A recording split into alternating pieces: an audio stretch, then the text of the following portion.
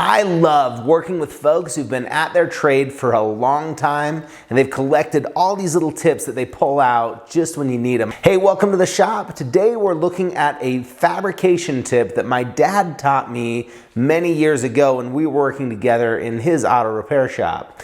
And all you need to be able to do this is a simple worm drive hose clamp. Now, when you're picking out a hose clamp for this, the wider the better, and you'll see why in a minute. We need to make a little modification to this clamp to be able to do this, so let's go ahead and do that. For my first step, I have this hose clamp sitting over the diameter of tubing that I'm using. Why I'm doing this is going to make a whole lot more sense once I use the tool in a minute, but just hang with me here. So I cranked that down until I can just slide the clamp on and off easily. And once I can do that, I'm ready to pull it off and make a few modifications. The first thing is the little tag that's left, the extra hose clamp that's sticking out of the top. I need to cut that off because it's going to get in the way. Now to make these cuts, I'm going to be using a Dremel tool with a cutoff wheel on it. And I usually think these cutoff wheels are too flimsy to do a whole lot. But for this type of a job, it's just the right thing to get the job done. Now, if you don't have one of these, you could use some wire cutters probably to snip it apart, or even an angle grinder if you're just a little bit careful with a cutoff wheel on that. I will take a Sharpie marker and just mark out about 5 rungs on this hose clamp band, evenly spaced in 3 different spots around the outside of the hose clamp, just like that. Once I've blacked those spots out and marked where I'm going to cut, I'll use that same Dremel tool cutoff wheel to just make a slice on one side.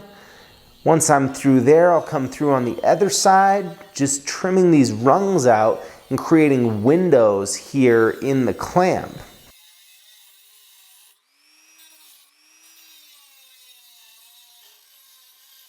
It's done and it's ready to go. So you might be wondering what I'm going to use this for. You might have caught on by now. So when my dad showed me this trick, he was working on his 1982 Chevy El Camino building a custom exhaust system. And for this exhaust, he was joining together pieces of mandrel bent tubing with straight pieces, and they weren't flared, they were just butt joints. So they joined right up against one another, and he needed to hold them in place.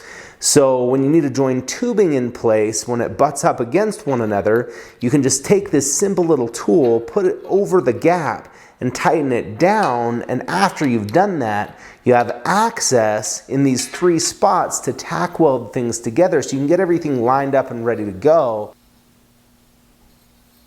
A few small tacks on it. You might need to turn your machine down just a little bit to make sure you don't burn into that hose clamp there. And you're ready to go. You just take the hose clamp off and you can weld it out. Pretty simple. Now you can also use this type of a setup to make bends without using any kind of bender at all. You can just make cuts in your straight tubing.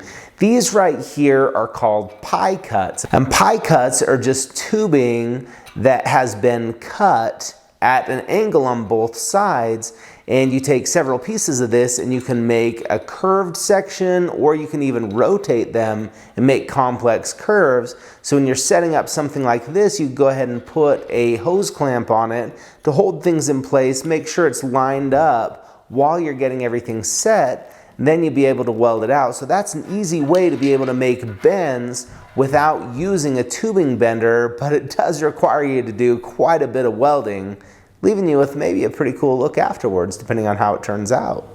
So I'm curious if you guys have anyone who's shared any little ninja tips with you over the years. If you do, go ahead and drop me a comment. Let me know what you were able to learn. If you like this video, let me know by hitting that thumbs up below, and we'll hope to see you next time.